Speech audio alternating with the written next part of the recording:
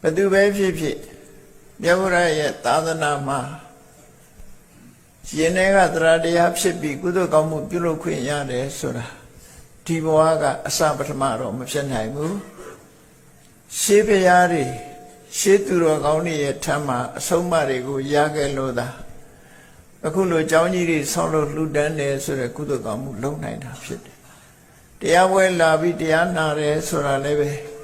တမန်ပုဂ္ဂိုလ်တိုင်းနာနိုင်တာမဟုတ်ပါဘူးเนาะအတိတ်ဘဝတုန်းကကုသိုလ်ကောင်းမှုလုပ်ခဲ့တဲ့ပုဂ္ဂိုလ်တွေလို့ယုံကြည်ရတာဖြစ်ပါဘာကြောင့်လို့ဆိုရင်ဒီမျိုးကောင်းသားရဲ့ဇလန်းကိုဖော်ပြတဲ့အခါမှာတော့ပုရိမဗုဒ္ဓေတု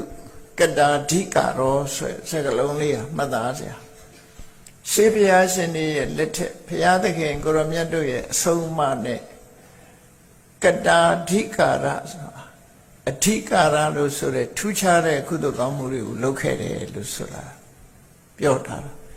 ဘယ်ကောင်းမှုလို့တော့ပြောတာမဟုတ်ဘူးသို့တော့ထူးခြားတဲ့ကုသိုလ်ကောင်းမှုဆိုဒီမှာဒါနကောင်းမှုလည်းလုပ်ခဲ့မှာပဲသီလကောင်းမှုလည်းလုပ်ခဲ့တာပဲဘာဝနာကောင်းမှုလည်းလုပ်ခဲ့တာအချင်းချုပ်ပြောလိုက်လို့ရှိရင်ဒီကောင်းမှုတွေဟာ